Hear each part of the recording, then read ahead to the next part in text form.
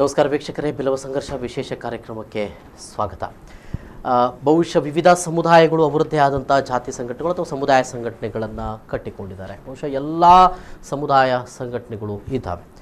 ಆದರೆ ಉಭಯ ಜಿಲ್ಲೆಗಳಲ್ಲಿ ಅತ್ಯಧಿಕ ಜನಬಾಹುಳ್ಯ ಉಳ್ಳಂಥ ಬಿಲ್ಲವ ಸಮುದಾಯ ಅದು ಕೂಡ ತನ್ನದೇ ಆದಂಥ ಒಂದು ಸಂಘಟನೆ ಒಳಗೊಂಡಿದೆ. ಆದರೆ ಬಹಳ ವರ್ಷಗಳಿಂದ ಅಪಸ್ವರ, ಒಂದಷ್ಟು ಆರೋಪಗಳು ಕೇಳಿ ಬರ್ತಾ ಇರುವಂಥದ್ದು ಅಖಿಲ ಭಾರತ ಬಿಲ್ಲವರ ಯೂನಿಯನ್ ಅದು ಏಕಸ್ವಾಮ್ಯ ಪತ್ಯ ಆಗಿದೆ ಮತ್ತು ಒಬ್ಬ ವ್ಯಕ್ತಿಯ ಕೈಯಲ್ಲಿ ಇದೆ ಅಂತ ಅನ್ನುವಂಥ ಆರೋಪ ಕೆಲ ವರ್ಷಗಳಿಂದ ಏನು ಜನರಲ್ ಬಾಡಿ ನಡೆಯುವಂಥ ಸಂದರ್ಭದಲ್ಲೂ ಕೂಡ ಹೊರಗಡೆಯಿಂದ ಒಂದಷ್ಟು ಜನ ನಮಗೆ ಸದಸ್ಯತ್ವ ನಮಗೂ ನೀಡಬೇಕು ಅನ್ನುವಂಥ ಆಗ್ರಹಗಳು ಇಲ್ಲಿ ಒಂದಷ್ಟು ಪ್ರಶ್ನೆಗಳನ್ನು ಉದ್ಭವಿಸಿದರು. ಅಂದರೆ ಹಾಗಿದ್ರೆ ಅಖಿಲ ಭಾರತ ಬಿಲ್ಲವರ ಯೂನಿಯನ್ ಸರ್ವಾಧಿಕಾರಿತ್ವವನ್ನು ತೋರಿಸ್ತಾ ಇದೆಯೇ, ಅದು ಏಕ ವ್ಯಕ್ತಿತನವನ್ನು ತೋರಿಸ್ತಾ ಇದೆಯೇ, ಅಲ್ಲಿ ಪ್ರಜಾಪ್ರಭುತ್ವವಾದಂಥ ನಿಯಮಗಳು ಇಲ್ಲವೇ, ಬಿಲ್ಲವ ಸಮುದಾಯದ ಎಲ್ರಿಗೂ ಅಲ್ಲಿ ಅವಕಾಶಗಳು ಇಲ್ಲವೇ, ಬಿಲ್ಲವ ಸಮುದಾಯದ ನಿಜವಾದಂಥ ಸಮಸ್ಯೆಗಳು ಸಾಮಾಜಿಕವಾದಂಥ ಮತ್ತು ಆರ್ಥಿಕವಾದ ಸಮಸ್ಯೆಗಳನ್ನು ಗಮನ ಹರಿಸುವಲ್ಲಿ ಅದನ್ನು ಪರಿಹರಿಸುವ ನಿಟ್ಟಿನಲ್ಲಿ ಬಿಲ್ಲವರ ಯೂನಿಯನ್ ವೈಫಲ್ಯತೆಯನ್ನು ಕಂಡಿದೆ, ಅದು ಮಾಡ್ತಾ ಇಲ್ಲವೇ ಅನ್ನುವಂಥ ಒಂದಷ್ಟು ಪ್ರಶ್ನೆಗಳು ಕೂಡ ಎದುರಾಗುವಂಥದ್ದು. ಬಹುಶಃ ಏನು ಶಿವರಾತ್ರಿಯ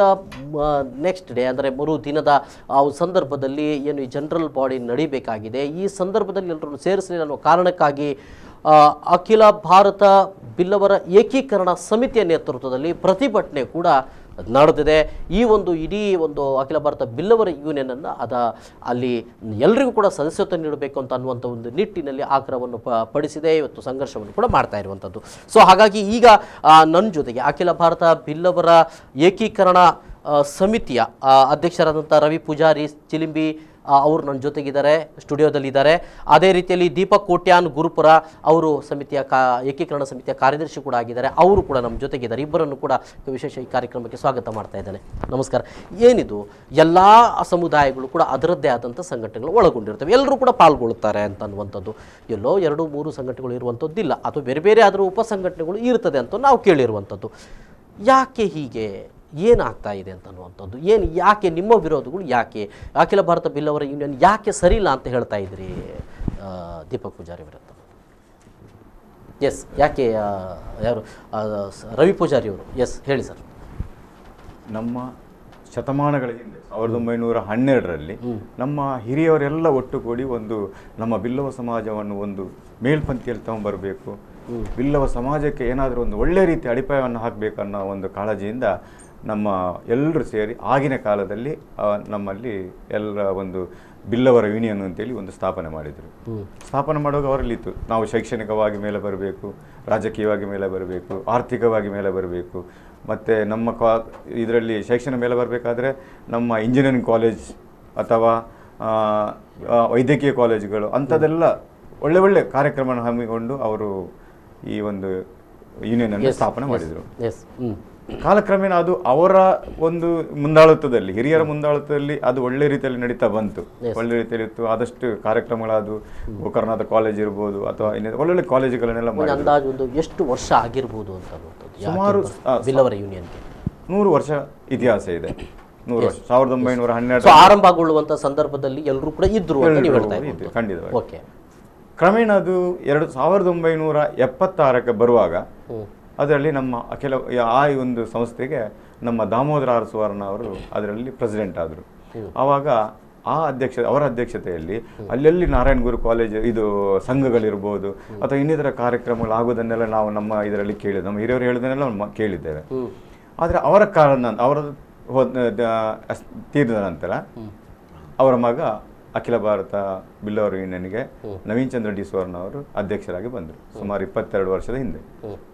ಅವರು ಬಂದ ಮೇಲೆ ಯಾವುದೇ ರೀತಿಯ ಕಾರ್ಯಕ್ರಮವನ್ನು, ಯಾವುದೇ ಜನಪರ ಕಾರ್ಯಕ್ರಮಗಳನ್ನು ಹಮ್ಮಿಕೊಳ್ಳದೆ ಅಲ್ಲಿ ಯಾರು ಅವರ ಕುಟುಂಬಸ್ಥರು ಇದ್ದಾರೋ ಅವರನ್ನು ಮಾತ್ರ ಅಥವಾ ಅವರಿಗೆ ಸಂಬಂಧಪಟ್ಟ ಅವರಿಗೆ ಆತ್ಮೀಯರೆನಿಸಿದ ಜನರನ್ನು ಮಾತ್ರ ಅವರ ಸಂಘಕ್ಕೆ ಸೇರಿಸಿಕೊಂಡು ಬೇರೆ ಎಲ್ಲ ಜನರನ್ನು ಹೊರಗಾಕುವಂಥ ಕೆಲಸಗಳನ್ನು ಮಾಡಿ ಅವರಷ್ಟಕ್ಕೆ ಅವರದೇ ಒಂದು ಇದರಲ್ಲಿ ನೇತೃತ್ವದಲ್ಲಿ ನಡೀತಾ ಹೋಯಿತು. ಈಗ 23ನೇ ವರ್ಷದ ಸ್ವಯಂ ಘೋಷಿತ ಅಧ್ಯಕ್ಷರಾಗಿ ಇವತ್ತು ಅವರು. ಅಂದರೆ ನೀವು ಹೇಳಿರುವಂಥದ್ದು ಈಗಿರುವಂಥ ಅಖಿಲ ಭಾರತ ಬಿಲ್ಲವರ ಯೂನಿಯನ್ ಏಕ ವ್ಯಕ್ತಿ ಆಧಿಪತ್ಯದ ಒಂದು ಸಂಘಟನೆಯಾಗಿದೆ. ಖಂಡಿತ ಖಂಡಿತ ಏಕ ವ್ಯಕ್ತಿ ಆಧಿಪತ್ಯದಲ್ಲಿ ಈಗ ಅದು ನಡೀತಾ ಇದೆ. ಹಾಗಾದ್ರೆ ಉಳಿದ ಈಗ ಇಲ್ಲಿ ನಿಯಮಗಳು ಇರುವಂಥದ್ದು ಏನು ಅಂತ ಅನ್ನುವಂಥದ್ದು ದೀಪಕ್ ಪೂಜಾರಿ ಅವರೇ, ಏನು ನಿಯಮಗಳಿದ್ದಾವೆ? ಅಖಿಲ ಭಾರತ ಬಿಲ್ಲವರ ಯೂನಿಯನ್ ಸಂಬಂಧಪಟ್ಟ ಒಂದು ಬೈಲ ಇದ್ದಾವಲ್ಲ ಒಂದು ಎಲ್ಲ ಸಂಘಟನೆಗಳಿಗೂ ಕೂಡ, ಆ ಬೈಲ ಏನು ಹೇಳ್ತದೆ ಅಂತ?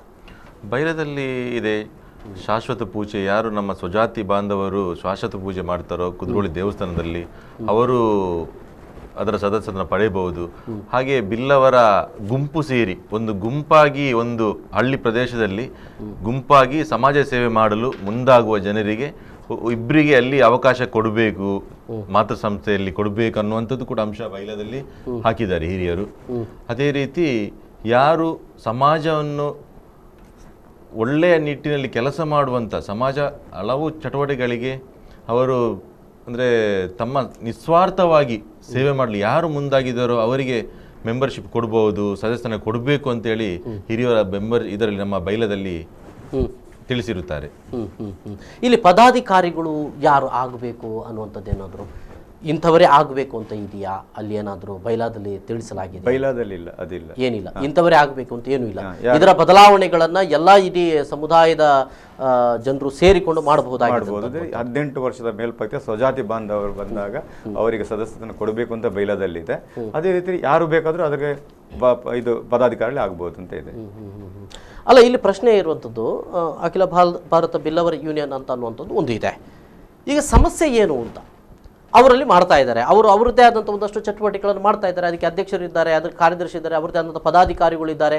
ಅವರು ಹೇಳ್ತಾ ಇದ್ದಾರೆ ಎಲ್ಲ ಬಿಲ್ಲವ ಸಮುದಾಯವನ್ನು ಒಗ್ಗೂಡಿಸಿಕೊಂಡು ಎಲ್ಲರ ಅಭಿಪ್ರಾಯದಂತೆ ನಾವು ಸಂಘಟನೆಯನ್ನು ಮಾಡ್ತಾ ಇದ್ದೇವೆ ಅಂತ ಅನ್ನುವಂಥದ್ದು ಹೇಳ್ತಾರೆ. ನೀವು ಹೇಗೆ ಹೇಳ್ತೀರಿ ಅದು ಒಬ್ಬನ ಕೈಯಲ್ಲಿ ಇದೆ ಅಂತ ಅನ್ನುವಂಥದ್ದು ಅಂತ? ಇವತ್ತು ಜನರಲ್ ಬಾಡಿ ಮೀಟಿಂಗ್ ನಡೆಯುತ್ತೆ ಅಲ್ಲಿ. ಇವತ್ತು ನಡಿಬೇಕಾದ್ರೆ ಕೇವಲ ಒಂದು 50ರಿಂದ 60 ಜನ ಕರ್ಕೊಂಡ್ಬಂದು ಅವರ ಮುಖೇನ ಬಂದರು, ಕಾರಲ್ಲಿ ಬಂದರು. ಬರುವಾಗ ಅಷ್ಟೇ ಜನವನ್ನು ಇಟ್ಟುಕೊಂಡು ಅವರು ಇವತ್ತು ಚುನಾವಣೆ ನಡೆಸಿದರು. ಸ್ವಯಂ ಘೋಷಿತವಾಗಿ ನವೀನ್ ಚಂದ್ರ ಸುವರ್ಣನ ಆಯ್ಕೆ ಮಾಡಿದರು ಅವರೆಲ್ಲ ಸೇರಿ. ನಾನು ಕೇಳ್ತಾ ಇದ್ದೇನೆ, ಇಡೀ ಅವಿಭಜಿತ ದಕ್ಷಿಣ ಕನ್ನಡ ಜಿಲ್ಲೆಯಲ್ಲಿ ಈಗ 20 ಲಕ್ಷದಷ್ಟು ನಮ್ಮ ಜನಸಂಖ್ಯೆ ಇದೆ. ಈ ಒಂದು 50-60 ಜನರನ್ನು ಸೇರಿಸ್ಕೊಂಡು ಇವರು ಮಾಡೋದು ಸರಿಯಾ? ಮತ್ತೆ ನಮ್ಮಲ್ಲಿ ಆ ನವೀನ್ ಚಂದ್ರ ಡಿ ಸುವರ್ಣ ಅವರು ಆಯ್ಕೆ ಆಗಬಾರ್ದು ಅನ್ನುವಂಥ ಉದ್ದೇಶ ನಮ್ಮ ಹತ್ರ ಇಲ್ಲ. ನಾವು ಹೇಳುತ್ತಿರೋದಿಲ್ಲ, ನಮ್ಮಲ್ಲಿ ಅಸಂಖ್ಯಾತ ಬಡ ಜನರಿದ್ದಾರೆ, ಶೋಷಿತರಿದ್ದಾರೆ, ಹಲವಾರು ರೀತಿಯ ಸಮಸ್ಯೆಗಳನ್ನ ಎದುರಿಸ್ತಿರುವಂಥ ಜನರಿದ್ದಾರೆ. ಅವರನ್ನು ನಾವು ಒಗ್ಗೂಡಿಸಿಕೊಂಡು ಇವರು ಅವರಿಗೆ ಏನಾದರೂ ಸಲಹೆ ಸೂಚನೆಗಳನ್ನು ಅನುಕೂಲವನ್ನು ಮಾಡಿಕೊಟ್ರೆ ನಮ್ದೇನು ಅಭ್ಯಂತರ ಇಲ್ಲ. ಅವರು ಆಗಬಾರ್ದು, ಇವ್ರನ್ನ ಬರಬಾರ್ದು, ಅದು ನಮ್ಮ ಹತ್ರ ಇಲ್ಲ. ನಾವು ಅವ್ರ ಹತ್ರ ಹೋಗಿ ಕೇಳಿದಿಷ್ಟೇ, ನಮ್ಮ ಸಮಾಜದಲ್ಲಿರುವಂಥ ಸಕಲ ಕಷ್ಟಗಳನ್ನ ನೀವು ನಿಮ್ಮ ಮುಂದಾಳತ್ವದಲ್ಲಿ ಅದನ್ನು ಪರಿಹಾರ ಮಾಡೋದಿದ್ರೆ ನಿಮಗೆ ನಮ್ಮಿಂದಲೂ ನಿಮಗೆ ಸಹಕಾರ ಇದೆ ಅಂತ ನಾವು ಹೇಳ್ತೇವೆ. ಮತ್ತು ನಮ್ಮಲ್ಲಿ ಯಾವಾಗಲೂ ನಮ್ದು ಈಗ ಸುಮಾರು ನೀವು ನೋಡಿದರೆ 5 ವರ್ಷದಿಂದ ನಾವು ಕಂಪಲ್ಸರಿ ನಾವು ಅಲ್ಲಿ ಹೋಗ್ತಾ ಇದ್ದೇವೆ, ಅವರದ ಪ್ರತಿಭಟನೆಯನ್ನು ಮಾಡ್ತಾ ಇದ್ದೇವೆ, ನಮಗೆ ಕೊಡಿ ಅಂತ ಹೇಳ್ತಾ ಇದ್ದೇವೆ. ನಾವು ಎಲ್ಲಿ ತನಕ ನಮ್ಮ ಇಷ್ಟು ದೊಡ್ಡ ಸಂಖ್ಯೆಯ ಒಂದು ಮಾತೃ ಸಂಘ ಇದ್ರೂ ಇವತ್ತಿನವರೆಗೆ ಒಂದು ಅದರಲ್ಲಿ ಆಫೀಸ್ ಇಲ್ಲ. ನಾವು ಕೇಳಬೇಕಾದ್ರೆ ಅವ್ರ ಪ್ರೈವೇಟ್ ಆಫೀಸ್ ಇದೆ, ಅವ್ರ ಪ್ರೈವೇಟ್ ಬಿಸ್ನೆಸ್ ಆಫೀಸ್ ಇದೆ, ಅಲ್ಲಿ ಹೋಗಿ ಅವರನ್ನು ಮಾತಾಡ್ತಾರೆ. ಅಖಿಲ ಭಾರತ ಬಿಲ್ಲವರ ಯೂನಿಯನ್ ಅಂತ ಅನ್ನುವಂಥದ್ದು ಇಡೀ ಬಿಲ್ಲವ ಸಮುದಾಯದ ಒಂದು ಯೂನಿಯನ್, ಒಂದು ಸಂಘಟನೆ, ಅದು ಅದರದ್ದೇ ಆದಂಥ ಕಚೇರಿಯನ್ನ ಹೊಂದಿಲ್ಲ. ಎಸ್. ಮತ್ತೊಂದು ಅದು ನಡೆಯುವಂಥದ್ದು ಇವರ ಕಾನೂನು ಬಾಹಿರವಾಗಿ ನಾರಾಯಣಗುರು ಕಾಲೇಜಲ್ಲಿ ಅವ್ರು ಮಾಡ್ತಾ ಇದ್ದಾರೆ. ಇವತ್ತು ಅಲ್ಲಿ ಕಾಲೇಜ್ ತರಗತಿಗಳಲ್ಲಿ ಇರಬೇಕಾದ್ರೂ ಅವ್ರದ್ದು ಇದು ನಡೆದಿದೆ, ಅಲ್ಲಿ ನಡೆದಿದೆ. ಅದು ಆಕ್ಚುಲಿ ಕಾನೂನು ಬಾಹಿರ. ಸಂವಿಧಾನತವಾಗಿ ಅವರು ಮಾಡ್ತಾ ಇಲ್ಲ, ಒಂದು ಕಾನೂನು ಬಾಹಿರವಾಗಿ ಕಾಲೇಜಲ್ಲಿ ಇದನ್ನು ಮಾಡ್ತಾ ಇದ್ದಾರೆ. ಇದು ಅವ್ರು ಮಾಡುವಂಥ ಕೆಲಸ ತಪ್ಪು ಅಂತ ನಾವು ಹೇಳ್ತಾ ಇದ್ದೇವೆ. ಎಸ್. ಅಂದರೆ ನೀವು ಹೇಳುವಂಥದ್ದು ಒಂದು ಸಮಸ್ಯೆಗಳಿಗೆ ಪರಿಹಾರ ಇವರು ಮಾಡ್ತಾ ಇಲ್ಲ ಅನ್ನುವ ಕಾರಣಕ್ಕಾಗಿ ನೀವು ಬೇರೆ ಸಂಘಟನೆಯನ್ನು ಮಾಡಬೇಕು ಅಂತ ಹೇಳ್ತಾ ಇದ್ದೀರಾ, ಅಥವಾ ಎಲ್ಲರನ್ನ ಇನ್ವಾಲ್ವ್ ಮಾಡಿಸಿಕೊಳ್ಬೇಕು ಅಂತ ಅನ್ನುವಂಥದ್ದು, ಅಥವಾ ನಿಮ್ಮದೇ ಒಂದು ಏಕೀಕರಣ ಸಮಿತಿ ಅಂತ ಮಾಡ್ಕೊಂಡಿದ್ದೀರಿ, ನೀವುಗಳು ಯಾರಾದರೂ ಒಬ್ಬರು ಅಧ್ಯಕ್ಷರಾಗಬೇಕು ಅಂತನೋ, ಹೇಗೆ ದೀಪಕ್ ಪೂಜಾರಿ? ಇಲ್ಲ, ನಮ್ಮದು ಒಂದೇ ಉದ್ದೇಶ ಅಂದರೆ 35 ವರ್ಷದ ಹಿಂದೆ, ಸುಮಾರು 35 ವರ್ಷದ ಹಿಂದೆ ನಮ್ಮ ಸಮುದಾಯದ ಅನೇಕ ಮಂದಿ ಗಣ್ಯರಿದ್ದಾರೆ. ಖಾಲಿ ಸೀಮಿತ ಇಲ್ಲಿ ಇರುವವರು ಮಾತ್ರ ಅಲ್ಲ, ಇನ್ನೆಷ್ಟೋ ಮಂದಿ ಸಮಾಜಕ್ಕೆ ಚಿಂತನೆ ಇರುವವರು, ಸಮಾಜದ ಮೇಲೆ ಅಭಿಮಾನ ಇರುವುದು ಎಷ್ಟೋ ಮಂದಿ ಹೊರಗಡೆ ಇದ್ದಾರೆ. ಅವರೆಲ್ಲ ಮೊದಲು ಯಾವ ರೀತಿ ಇತ್ತಂದರೆ, ಕುದ್ರೋಳಿ ದೇವಸ್ಥಾನದ ಆವರಣದಲ್ಲಿ ಮಹಾಶಿವರಾತ್ರಿ ಅಂದರೆ ಕುದ್ರೋಳಿ ದೇವಸ್ಥಾನದ ವರ್ಷಾವಧಿ ಜಾತ್ರೆ. ಕುದ್ರೋಳಿ ದೇವಸ್ಥಾನದ ಈ ವರ್ಷಾವಧಿ ಜಾತ್ರೆ ಸಂದರ್ಭದಲ್ಲಿ ಅವರು ಹೊರೆಕಾಣಿಕೆ ರೂಪದಲ್ಲಿ ಎಲ್ಲ ಹಳ್ಳಿಯಿಂದ ಜನರು ಇಟ್ಕೊಂಡು ಬಂದು ಕುದ್ರೋಳಿ ದೇವಸ್ಥಾನದ ಆವರಣದಲ್ಲಿ ಎಲ್ಲ ಕೂತು ಜಾಗರಣೆ ನಡೆಸಿ ಮರು ದಿವಸಕ್ಕೆ ನಮ್ಮ ಸಮಾಜದ ನಾಯಕರು ಯಾರು, ನಮ್ಮ ದೇವಸ್ಥಾನ ಕಮಿಟಿಯನ್ನು ಯಾರು ನೆಕ್ಸ್ಟ್ 1 ವರ್ಷ ತನಕ ಆಳ್ವಿಕೆ ಮಾಡೋದು, ಯಾವ ರೀತಿ ಅಭಿವೃದ್ಧಿ ಮಾಡೋದು, ಬಿಲ್ಲವ ಸಮಾಜದ ಅನೇಕ ಸಂಘಗಳಿಗೆ ಯಾವ ರೀತಿ ಸಂಘರ್ಷ ಇಡುವುದು, ಅಂದರೆ ಅದು ಕೊಂಡಿ, ಅದೊಂದು ನಮ್ಮ ಯೂನಿಯನ್ ಮತ್ತೆ ಬಿಲ್ಲವ ಸಂಘದ ನಡುವೆ ಒಂದು ಕೊಂಡಿ. ಅಲ್ಲಿ ಮೀಟಿಂಗ್ ಆದ್ರೆ ಇಲ್ಲಿಂದ ಜನರು ಇಲ್ಲಿಗೆ ಬರಬೇಕು. ಅಂದ್ರೆ ಒಂದು ಸಾಂಪ್ರದಾಯಿಕವಾದಂತ ಒಂದು ಪರಂಪರೆ ಕೂಡ ಇದೆ. ಬಿಲ್ಲವರ ಸಂಘಕ್ಕೂ ಮತ್ತು ಗೋಕರ್ಣನಾಥ ದೇವಸ್ಥಾನಕ್ಕೂ ಒಂದು ಪರಂಪರೆ ಇದೆ. ಸೊ ಆ ಪರಂಪರೆಯಿಂದ ನಡೆದುಕೊಂಡು ಬಂದಿರುವಂತದ್ದು ಅದನ್ನು ಇವತ್ತು ಮುರಿಯಲಾಗ್ತದೆ ಅಂತ ಹೇಳ್ತಾ ಇದ್ದೀರಾ? ಮುರಿದಾಗಿದೆ, ಅದನ್ನು ಒಟ್ಟು ಕೂಡಿಸಬೇಕು. ಯಾವ ರೀತಿ ಆ 35 ವರ್ಷದ ಹಿಂದೆ ನಡೆಯುತ್ತಿತ್ತು ಅದು ಪುನಃ ನಮ್ಮ ಈ ದೇವಸ್ಥಾನದಲ್ಲಿ ಎಲ್ಲ ಸಮುದಾಯದವರು ಬಂದು ಒಟ್ಟು ಸೇರಿ ಈ ಒಂದು ವರ್ಷಾವಧಿ ಜಾತ್ರೆಗೆ ಎಲ್ಲರೂ ಬರಬೇಕು. ಅದೇ ರೀತಿ ಪ್ರವೃತ್ತಿ ನಡೀಬೇಕು. ಈಗ ಏನೋ ನಮ್ಮ ಅಧ್ಯಕ್ಷರು ಹೇಳಿದ್ರು, ಕುದ್ರೋಳಿ ದೇವಸ್ಥಾನದಲ್ಲಿ ಬಿಟ್ಟು ಒಂದು ಖಾಸಗಿ ಅಂದರೆ ಒಂದು ಶಾಲೆಯಲ್ಲಿ ಆ ಒಂದು ವ್ಯವಸ್ಥೆಯನ್ನು ಮಾಡ್ತಿದ್ದಾರೆ. ಈಗ ಜನರಲ್ ಬಾಡಿ ಮೀಟಿಂಗ್ ಅಂದರೆ ಅದು ದೊಡ್ಡ ಒಂದು ವಿಚಾರ. ಅದನ್ನು ಕಾನೂನು ಬಾಹಿರವಾಗಿ ಒಂದು ಕೂಡ ಹೇಳ್ಬೋದು, ಕಾನೂನು ಬಾಹಿರವಾಗಿ ಅದನ್ನು ನಡೆಸ್ತಿದ್ದಾರೆ. ಅಂದರೆ ಅದು ಒಂದು ನಮ್ಮ ಧಾರ್ಮಿಕ ಒಂದು ಜಾಗದಲ್ಲಿ ನಡೆಯಬೇಕಂತ ಒಂದು ಧಾರ್ಮಿಕ ಒಂದು ಇದಕ್ಕೆ ಸಂಬಂಧಪಟ್ಟ ಒಂದು ಮೀಟಿಂಗ್ ಅನ್ನು ಅದನ್ನೊಂದು ಶಾಲೆಯಲ್ಲಿ ಮಾಡ್ತಿದ್ದಾರೆ. ಅದು ಕೂಡ ಒಂದು ರೀತಿಯ ಕಾನೂನು ಬಾಹಿರ, ಅದು ನಡೆಯಬಾರದು. ಯಾವ ರೀತಿ 35 ವರ್ಷದ ಮೊದಲು ನಡೀತಿತ್ತು ಅದೇ ರೀತಿ ದೇವಸ್ಥಾನದಲ್ಲಿ ಎಲ್ಲರನ್ನು ಸೇರಿಸಿ ಯಾರದಕ್ಕೆ ಭಿನ್ನಾಭಿಪ್ರಾಯ ಬರಬಾರ್ದು. ನಮಗಿದ್ರೆ ನೀವು ಹೇಳಿದಾಗೆ ಏಕೀಕರಣ ಸಮಿತಿಗೆ ಏನು ಬೇಡ. ಅಲ್ಲ, ಏನು ಕಾರಣ ಅಂತ ಈಗ ದೇವಸ್ಥಾನದಲ್ಲಿ ನಡೀತಾ ಇದ್ದಂಥ ಒಂದು ಸಭೆ ಇದ್ದಕ್ಕಿದ್ದ ಹಾಗೆ ಅವರ ಖಾಸಗಿ ಜಾಗದಲ್ಲಿ ನಡೀತದೆ ಅಂತ ಅನ್ನುವಂಥದ್ದು ಏನು ಕಾರಣ? ಅದಕ್ಕೆ ಯಾಕೆ ಅವಕಾಶ ಆಯಿತು? ಆಗ ಯಾಕೆ ಸುಮ್ಮನೆ ಇದ್ರು ಅಂತ? ಅದು ನಮ್ಮ ಹಿರಿಯರು ಮಾಡಿದ ಒಂದು ತಪ್ಪು ಅಂತ ಹೇಳ್ಬೋದು. ಇದು ಹಿರಿಯರು ಕೂಡ ಆ ಟೈಮಲ್ಲಿ ಆ ಸಮಯದಲ್ಲಿ ಜಾಗೃತರಾಗಿ ಅದಕ್ಕೆ ಒಂದು ಕ್ರಮ ಕೈಗೊಳ್ತಿದ್ರೆ ನಿಜವಾಗ್ಲೂ ಇಷ್ಟರ ತನಕ ಈ ಒಂದು ಸಮಸ್ಯೆ ಬೆಳೀತಿರ್ಲಿಲ್ಲ, ಸಮಾಜಕ್ಕೆ ಇಷ್ಟು ದೊಡ್ಡ ಒಂದು ಹಾನಿ ಕೂಡ ಆಗ್ತಿರ್ಲಿಲ್ಲ ಅಂತ ನಮ್ಮ ಭಾವನೆ. ಎಸ್ ರವಿ ಪೂಜಾರಿ ಅವ್ರು ಏನು ಹೇಳ್ತೀರಿ? ಯಾಕೆ ಅಂದರೆ ಆ ಸಂದರ್ಭದಲ್ಲಿ ಅಲ್ಲಿ ನಡೀತಾ ಇದ್ದಂಥ ಒಂದು ಸಭೆ, ದೇವಸ್ಥಾನದಲ್ಲಿ ನಡೀತಾ ಇದ್ದಂಥ ಸಭೆ ಇದ್ದಕ್ಕಿದ್ದ ಹಾಗೆ ಬೇರೆ ಎಲ್ಲರಿಗೂ ಶಿಫ್ಟ್ ಆಗ್ತದಂತ ಹೋಗುವಾಗ ಯಾಕೆ ಸುಮ್ಮನಿದ್ರು ಅಂತ ಆಗಿನ ಹಿರಿಯರು? ನಮ್ಮ ಬಯಲ ಪ್ರಕಾರ ಅಖಿಲ ಭಾರತ ಬಿಲ್ಲವರ ಯೂನಿಯನ್ನಲ್ಲಿ ಏನು ಇದು ಪದಾಧಿಕಾರಿಗಳ ನೇಮಕ ಆಗ್ತದೋ ಅದರಲ್ಲಿ ಆಡಳಿತ ಸಭೆ ಅಂತ ಮಾಡ್ತಾರೆ. ಅದರಲ್ಲಿ 50 ಜನರ ಒಂದು ಕಮಿಟಿ ಇರ್ತದೆ.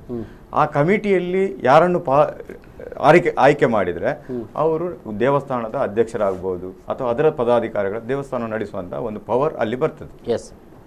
ಇಲ್ಲಿ ಏನಾಗಿದೆ ಅಂತ ಹೇಳಿದ್ರೆ, ಆ ಸುಮಾರು ಒಂದು 30 ವರ್ಷದ ನಂತರ ಮೊದಲು ಯಾರನ್ನು ಆಯ್ಕೆ ಮಾಡಿದಾರ, ಅದರ ನಂತರ ಇನ್ನೂ ಅಲ್ಲಿ ಆಯ್ಕೆ ಆಗಲಿಲ್ಲ. ಇವತ್ತಿನವರೆಗೂ ಹೊಸದಾಗಿ ಆಯ್ಕೆ ಆಗಿಲ್ಲ. ಸುಮಾರು 30-35 ವರ್ಷದಿಂದ ಆಯ್ದ ಯಾರು ಪದಾಧಿಕಾರಿಗಳು ಅಧ್ಯಕ್ಷರು ನಮ್ಮ ಇದ್ದಾರೋ ಅವರು ಮಾತ್ರ ಅಲ್ಲಿ ನಡೀತಾ ಇದೆ. ಆಯ್ಕೆ ಆಗದ ಕಾರಣದಿಂದ ಅಲ್ಲಿ ನಮ್ಮ ಮಾತೃ ಸಂಘದ ಯಾವುದೇ ಸಭೆಯನ್ನು ದೇವಸ್ಥಾನದಲ್ಲಿ ಮಾಡಲಿಕ್ಕೆ ಆಗ್ತಾ ಇಲ್ಲ. ಅದಕ್ಕಾಗಿ ಅವರು ನಾರಾಯಣ ಗುರು ಕಾಲೇಜಲ್ಲಿ ಮಾಡ್ತಾ ಇದ್ದಾರೆ. ನಾರಾಯಣ ಗುರು ಕಾಲೇಜು ನಮ್ಮ ಸಮಾಜದ ಆಸ್ತಿ, ಅದು ನಮ್ಮ ಸಮಾಜದ್ದೇ. ನಮ್ಮ ದೇವಸ್ಥಾನ ಇರ್ಬೋದು, ನಮ್ಮ ಅದು ಒಂದೇ. ಅದಕ್ಕಾಗಿ ಅವರಲ್ಲಿ ಅದನ್ನು ಮಾಡ್ತಾರೆ. ಆ ನಾರಾಯಣ ಗುರು ಕಾಲೇಜಿನ ಸಂಪೂರ್ಣ ಒಡೆತನ ನಮ್ಮ ಅಧ್ಯಕ್ಷರ ಹತ್ರ ಇದೆ. ಅದರದ್ದು ಏನೇ ಅದರಲ್ಲಿ ಬರುವಂಥ ಯಾವುದೇ ವಿಷಯಗಳಿದ್ರೂ ಅವ್ರ ಮುಂದಾಳತ್ವ ನಮ್ಮ ಅಧ್ಯಕ್ಷರಲ್ಲಿದೆ. ಅಂದ್ರೆ ಆ ಸಂಸ್ಥೆಗೆ ಸೀಮಿತವಾಗಿದ್ದುಕೊಂಡು ಅದನ್ನು ನಡೆಸಲಾಗ್ತಾ ಇದೆ ಮತ್ತು ಅಖಿಲ ಭಾರತ ಬಿಲ್ಲವರ ಯೂನಿಯನ್ಗೆ ಸಂಬಂಧಪಟ್ಟಂತ ಒಂದು ಸಂಸ್ಥೆಯಾಗಿ ಅದನ್ನು ನಡೆಸಲಾಗ್ತಾ ಇದೆ ಅಂತ ಅನ್ನುವಂಥದ್ದು. ಆದರೆ ಅಲ್ಲಿ ಸಮುದಾಯದ ವಿದ್ಯಾರ್ಥಿಗಳಿಗೆ ವಿದ್ಯಾಭ್ಯಾಸವನ್ನು ನೀಡಲಾಗ್ತಾ ಇದೆ. ಸೊ ಈ ವಿದ್ಯಾಭ್ಯಾಸವನ್ನು ಕೂಡ ಒಂದು ಸಮುದಾಯದ ಮತ್ತು ಸಂಘಟನೆ ಮೂಲಕ ನೀಡಲಾಗ್ತಾ ಇರುವಂಥದ್ದಲ್ವೇ ಅಂತ ಅನ್ನುವಂಥದ್ದು. ಹೌದೌದು, ಖಂಡಿತವಾಗಿಯೂ. ಎಸ್. ಸೊ ಅದನ್ನು ಹೇಗೆ ನೀಡ್ತಾ ಇದ್ದಾರೆ, ಅದ್ರ ಬಗ್ಗೆ ನಿಮ್ಮ ಅಭಿಪ್ರಾಯಗಳೇನು ಅಂತ? ಅಂದರೆ ಅದು ಅದಕ್ಕೆ ಸಂಬಂಧಪಟ್ಟಂತೆ ಕಾಲೇಜಿಗೆ ಯಾವ ರೀತಿಯ ವ್ಯವಸ್ಥೆ ಇದೆ ಅದನ್ನು ಸರಿಯಾಗಿ ನಿರ್ವಹಿಸ್ತಿದ್ದಾರೆ. ಎಸ್, ಅದರಲ್ಲೇನು ಭಿನ್ನ. ಆದರೆ ಕಾಲೇಜು ಮತ್ತು ದೇವಸ್ಥಾನ ಎರಡೂ ಒಂದೇ ಜಾಗ, ಒಂದೇ ಜಾಗದಲ್ಲಿ ಒಂದೇ ಹೆಸರಿನಲ್ಲಿರುವಂಥದ್ದು ಅದು ಎರಡೂ ಕೂಡ. ಆದರೆ ಇವಾಗ ಏನಂದ್ರೆ ಒಂದು ಪಾರ್ಟ್ ಬೇರೆ ಆಗಿದೆ, ಇದೊಂದು ಪಾರ್ಟ್ ಬೇರೆ ಆಗಿದೆ. ಅದನ್ನು ಒಟ್ಟಾಗಬೇಕು. ಅದಂದರೆ ಮನಸ್ಸು ಒಂದಾದರೆ ಮಾತ್ರ ಇದಕ್ಕೆ ಒಂದು ಪರಿಹಾರ ಕಂಡುಕೊಳ್ಬೋದು ಅಂತ ನಮ್ಮದು ಚಿಂತನೆ. ಸೊ ಅಂದರೆ ನಿಮ್ಮ ಉದ್ದೇಶಗಳು ಏನು ಅಂತ ಬಹಳ ಸ್ಪಷ್ಟವಾಗಿ ಏನು ಹೇಳಲಿಕ್ಕೆ ಬಯಸ್ತೀರಿ? ಅಂದರೆ ಇಲ್ಲಿ ಎಲ್ಲೋ ಅಧ್ಯಕ್ಷರು ಬದಲಾಗಬೇಕು ಅಥವಾ ನೀವೇ ಹೇಳುವ ಹಾಗೆ ಇಡೀ ಒಂದು ಸಮುದಾಯದ ಕಷ್ಟಗಳಿಗೆ ಅಥವಾ ನೋವುಗಳಿಗೆ ಇದು ಸಮುದಾಯ ಸ್ಪಂದಿಸ್ತಾ ಇಲ್ಲ, ಅದು ಸ್ಪಂದಿಸಬೇಕು, ಅಷ್ಟು ಸಾಕು ಅಂತ ಇದ್ದೀರೋ, ಅಥವಾ ಅದರ ಏನು ಈಗಿನ ಪದಾಧಿಕಾರಿಗಳು ಮತ್ತು ಇವರಿದ್ದಾರೆ ಇವರು ಬದಲಾಗಬೇಕು ಅಂತ ಹೇಳ್ತಿದ್ದೀರೋ, ಅಥವಾ ಇಡೀ ಒಂದು ಸಮುದಾಯದ ಜನರಿಗೆ ಎಲ್ರಿಗೂ ಕೂಡ ಸದಸ್ಯತ್ವ ಸಿಗಬೇಕು ಅಂತ ಹೇಳ್ತಿದ್ರು, ಅಥವಾ ನಾನು ಇನ್ನೊಂದು ಪ್ರಶ್ನೆ ಹುಟ್ಟಿಕೊಳ್ಳುವಂಥದ್ದು, ಯಾಕೆ ಸದಸ್ಯತ್ವವನ್ನು ಪಡೆದುಕೊಳ್ಳಿಕ್ಕೆ ಸಾಧ್ಯ ಇಲ್ಲ? ಯಾಕೆ ಸದಸ್ಯತ್ವವನ್ನು ಪಡೆದುಕೊಳ್ಳಲಿಕ್ಕೆ ಸಾಧ್ಯ ಇಲ್ಲ? ಒಂದು ಇಡೀ ಒಂದು ಸಮುದಾಯದ ಒಂದು ಸಂಘಟನೆ ಅಂತ ನೀವು ಅಲ್ಲಿ ಹೇಳಿಕೊಂಡ್ರೆ ಯಾಕೆ ಅಲ್ಲಿಂದ ಸದಸ್ಯತ್ವವನ್ನು ನಿಮಗೆ ಪಡೆದುಕೊಳ್ಳಲಿಕ್ಕೆ ಸಾಧ್ಯ ಇಲ್ಲ ಉಳಿದವರಿಗೆ ಅಂತ ಅಲ್ಲಿ ಕೊಡುವುದಿಲ್ಲ ಅಂತ ಹೇಳ್ತಾ ಇದ್ದಾರೋ, ಅಥವಾ ನೀವು ಸದಸ್ಯತ್ವ ಪಡಲಿಕ್ಕೆ ಹೋಗುವಾಗ ನಿಮಗೆ ಸದಸ್ಯತ್ವ ಇಲ್ಲ ಅಂತ ಹೇಳ್ತಾರೋ? ಇಂಥ ಎಲ್ಲ ಸಮಸ್ಯೆಗಳು ಇದ್ದಾವೆ ಅಂತ ಅನ್ನೋದು ನನಗೆ ಬೇಕಾಗಿದೆ. ಖಂಡಿತವಾಗ್ಲೂ ಎಸ್ ಹೇಳಿ ಖಂಡಿತವಾಗಿಯೂ ನಾವು ಸದಸ್ಯತ್ವವನ್ನು ಕೇಳಿಕೊಂಡು ಅವರ ನಮ್ಮ ಆಫೀಸ್ಗೆ ಹೋಗಿದ್ದೆವು, ಅಧ್ಯಕ್ಷರ ಆಫೀಸ್, ಸುಮಾರು 5 ವರ್ಷದ ಹಿಂದೆ. ಅಲ್ಲಿ ಏನು ಮಾಡಿದ್ದಾರೆ, ನಮ್ಮ ಹತ್ರ ಎಲ್ಲ ಡಿಟೇಲ್ ಕೇಳಿದ್ರು. ಡಿಟೇಲ್ ಕೇಳುವಾಗ ಇಲ್ಲ ನಾವು ಮೀಟಿಂಗಲ್ಲಿ ಇರ್ತೇವೆ, ಮೀಟಿಂಗಲ್ಲಿ ನೋಡಿ ಅಲ್ಲಿಂದ ಪಾಸ್ ಮಾಡ್ತೇವೆ, ನಿಮ್ಮ ಅಡ್ರೆಸ್ ಎಲ್ಲ ಕೊಟ್ಟು ಹೋಗಿ ಅಂತ ಮಾಡಿದ್ರು. ಅವಾಗ ಆ್ಯಕ್ಚುಲಿ ನಾನು ಮಂಗಳೂರಲ್ಲಿ ಇರಲಿಲ್ಲ, 5 ವರ್ಷದಿಂದ ನಾನು ಬೇರೆ ಕಡೆ ವ್ಯಾಪಾರ ಬಿಸ್ನೆಸ್ಸಲ್ಲಿ ಬೇರೆ ಕಡೆ ಇದ್ದೆ, ನಾನು ಹುಬ್ಳಿಲಿದ್ದೆ. ಇಲ್ಲಿ ಬಂದಾಗ ನಾನು ಅವ್ರಿಗೆ ಕೇಳಿದೆ, ನೀವು ಇನ್ನೊಂದು ತಿಂಗಳು ಬಿಟ್ಟು ಹೋಗಿದ್ದೆವು. ಅಲ್ಲಿ ಹೋದಾಗ ಹೇಳಿದ್ರು ಇಲ್ಲ ನೀವು ನಾವು ಇನ್ನೊಂದು ಮೀಟಿಂಗಲ್ಲಿ ಇರ್ತೇವೆ. ಹಾಗೆ ಒಂದು 6 ತಿಂಗಳು ಹೋಯ್ತು. 6 ತಿಂಗಳು ಹೋದ್ಮೇಲೆ ನಾವು ಅವ್ರ ಹತ್ರ ಖಡಖಂಡಿತವಾಗಿ ಕೇಳಿದೆವು, ನೀವು ಕೊಡ್ತೀರಾ ಇಲ್ವೋ, ಯಾಕೆ? ಹಾಗಾದ್ರೆ ಅವ್ರು ಕೇಳಿದ್ರು, ನೀವು ಯಾಕೆ ಅಷ್ಟಿದ್ಮ, ನೀವೊಂದು ಬೇರೆ ಸಂಘಟನೆ ಕಟ್ಬೋದಲ್ಲ, ಇಷ್ಟೆಲ್ಲ ನಾರಾಯಣಗುರು ಸಂಘಗಳಿರುವಾಗ ನೀವು ಯಾಕೆ ಬೇರೆನೆ ಮಾಡಬಾರ್ದು ಅಂತ ಕೇಳಿದ್ರು. ನಾವು ಅದಕ್ಕೆ ಒಪೋಸ್ ಮಾಡಿದೆವು. ಇಲ್ಲ, ಮಾತೃ ಸಂಘ ಅಂತ ಇದ್ಮೇಲೆ ಆ ಮಾತೃ ಸಂಘದಲ್ಲಿ ಎಲ್ಲ ಜನರಿಗೆ ಸಿಗುವಂಥ ಫೆಸಿಲಿಟಿಯೇ ಬೇರೆ. ನಮಗೊಂದು ಗೌರ್ಮೆಂಟ್ ಸರ್ಕಾರದ ಸವಲತ್ತು ಸಿಗಬೇಕಾದ್ರೂ ನಮಗೆ ಮಾತೃ ಸಂಘಕ್ಕೆ ಅದು ಬರ್ತದೆ. ಅದನ್ನು ಪಡೆಯುವಂಥ ಕೆಲಸ ಅಧ್ಯಕ್ಷರಿಗೆ ಇರ್ತದೆ ಅಥವಾ ಪದಾಧಿಕಾರಿಗಳು ಇರ್ತದೆ. ಅದನ್ನು ಬಿಟ್ಕೊಂಡು ನಾವು ಹೋಗಿ ಗೌರ್ಮೆಂಟ್ ನಮ್ಮ ಸರ್ಕಾರದಲ್ಲಿ ನಮಗೂ ಒಂದು ಇದು ಕೊಡಿ ಅಂತೇಳಿ ನಾವು ಖಂಡಿತವಾಗಿ ಬರೋದಿಲ್ಲ. ಅದು ಅದಕ್ಕೆ ನಾವು ಕೇಳಿದ್ವು, ಇಲ್ಲ ನೀವು ಮಾತೃ ಸಂಘಕ್ಕೆ ಆ ಫೆಸಿಲಿಟಿ ಬರೋದರಿಂದ ಆ ನಮ್ಮ ಜನಪರ ಕಾರ್ಯಕ್ರಮಕ್ಕೆ ಕಾಳಜಿ ವಹಿಸಲಿಕ್ಕೆ ಸಾಧ್ಯ ಆಗ್ತದೆ ಅಂತೇಳಿ ನಾವು ಅವ್ರ ಭಿನ್ನವಹಿಸ್ಕೊಂಡಿದ್ದೇವೆ. ಆದರೆ ಅವರಿಗೆ ನಮಗೆ ಸದಸ್ಯರನ್ನು ಕೊಡಲಿಲ್ಲ ಅಂತೇಳಿ ನಾವೇನು ಮಾಡಿದ್ದೆವು, ಸೀದಾ ನಮ್ಮದೇ ಒಂದು ಗ್ರೂಪ್ ರೆಡಿ ಮಾಡಿ ನಾವು ಇದು ಪತ್ರ ಮುಖೇನ ಅವ್ರ ಹತ್ರ ಕೇಳಿದೆವು. ಆಗಲೂ ನಮ್ಗೆ ಕೊಡಲಿಲ್ಲ. ಇನ್ನೂ ಒಂದಷ್ಟು ಪ್ರಶ್ನೆಗಳಿಗೆ ಕೇಳಬೇಕಾಗಿದೆ. ಬಹಳ ಮುಖ್ಯವಾಗಿ ಇಡೀ ಬಿಲ್ಲವ ಸಮುದಾಯ ಏನು ಹೇಳ್ತದೆ ಈ ಬಗೆಗೆ ಅನ್ನೋದನ್ನು ಕೂಡ ತಿಳಿದುಕೊಳ್ಬೇಕಾಗಿದೆ. ಒಂದು ಸಣ್ಣ ಬ್ರೇಕ್ ತಗೊಳ್ತಾನೆ, ಬ್ರೇಕ್ ನಂತರ ಮತ್ತೆ ಈ ಕಾರ್ಯಕ್ರಮ ಮುಂದುವರ್ತದೆ.